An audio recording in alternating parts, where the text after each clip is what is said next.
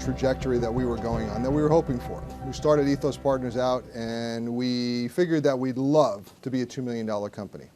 Within 6 months, we were a $2 million company.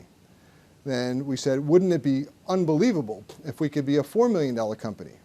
And within a year and a half, we were a $4 million company. It was actually at that point that we realized that we were going to have a problem. Because Alex, the founding partner, and myself, two of us founded the company, realized that he had been with a series of $4 million companies.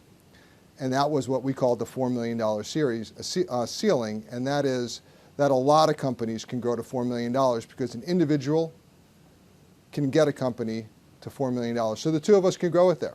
But if we were going to grow beyond a $4 million company and he was going to be the president, he needed to change. We needed a different way of being, a different way of thinking.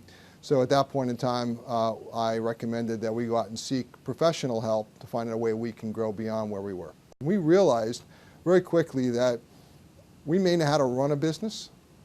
We may know how to own a business. We didn't know how to grow a business.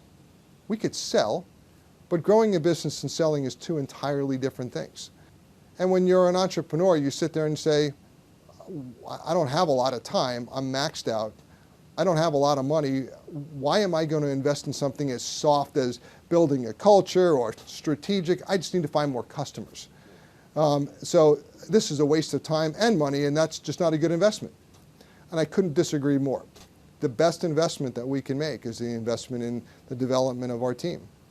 And so very few people at Ethos Partners were not touched in some way, shape, or form by the relationship we have with Growth River, because it permeated every aspect of our business, and some in very subtle ways, and some in very profound ways. When we looked at strategy, alignment of our organization, roles and responsibilities, those were obvious.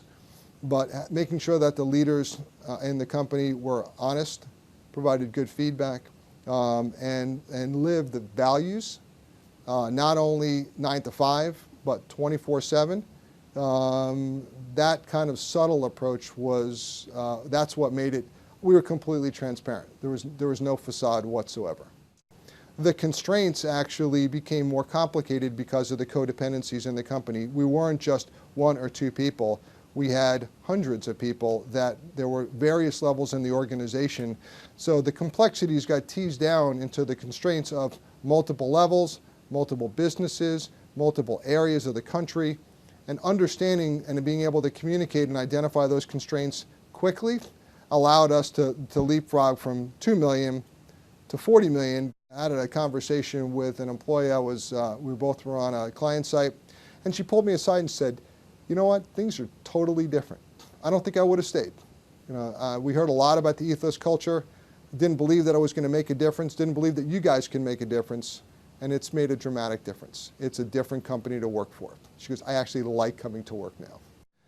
And in order to be good stewards of the business that you own, I don't think you can make a better investment. I think if you're an owner and you ignore to make investments in growing and developing your business, you'll never hit your potential. At that point, I would bet you we would still be a $4 million company, slugging it out in the trenches, never achieving what could have been our potential had we not gone through this experience, because it really has been an experience. So I would say, what's the return on the investment? A $4 million company, probably not worth much, versus a $40 million company that was worth a lot. Probably the best money we've ever spent, not only for the results that we got out of it, but for the relationships that we've got out of it. It's, at some point in time, the process is so intense and so personal that it's hard not to also create a personal connection with the people in the company. And I think that's, one of the greatest endorsements I can give you is, at the end of the day, I trusted you with my business. At the end of the day, I trusted to bring you into another company, but more importantly, your friends.